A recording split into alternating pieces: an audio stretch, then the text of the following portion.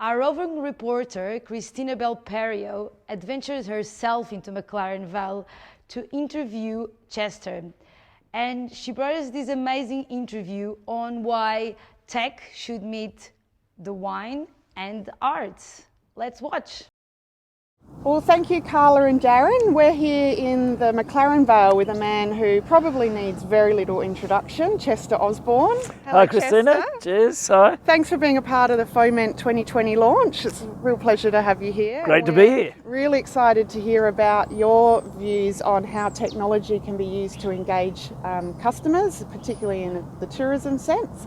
So tell me, Darrenberg, obviously its primary purpose is to make and sell wine, but you've turned it into something much more. And we all know about the Cube, but it's also more than just a big building. What have you done at Darrenberg in terms of technology to engage customers? So I really wanted to capture everyone's imagination. I wanted to make a place that was iconic and everyone had to come there. And now a lot of buildings are iconic on the outside, but on the inside they're really quite boring, like an office block or whatever. Yeah. But I actually wanted to have the whole inside really immersive. So even as you walk up the row of the vines, you can hear technology going. We've got a weather station measuring the different parameters of weather, so 8 parameters of weather are being played in real time as sound, so that's sort of quite cool. There's a reverse perspective art piece, so you can look at this art piece and see 3D images of the winery that actually swap from going front to back as you arrive, so it's a still form that works that way.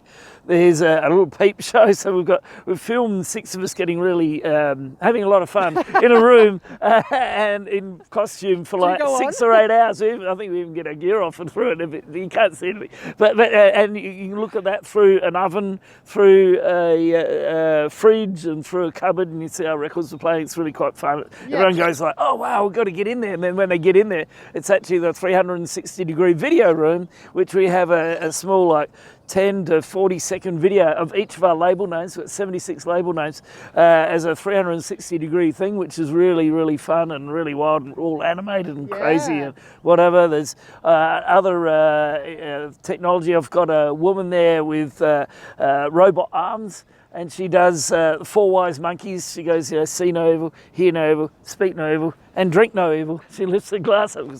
Life's too short to drink bad wine, of course.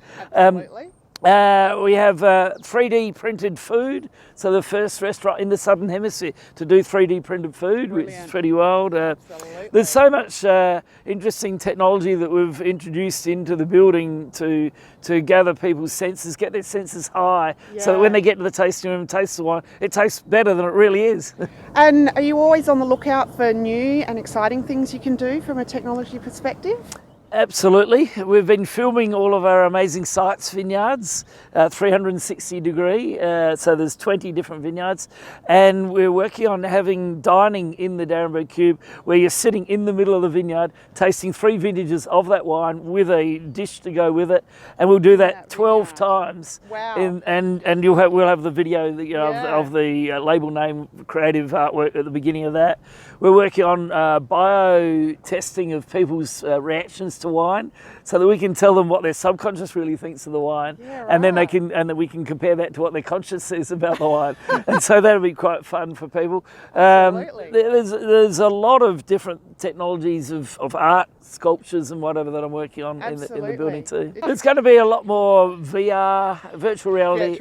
And augmented reality. Yep. There's some amazing pieces that are available right now in museums and things, but it'll come into more consumer areas, and people will be able to experience more of the winery. So you could even be inside a fermenter wearing this and foot treading a fermenter and whatever.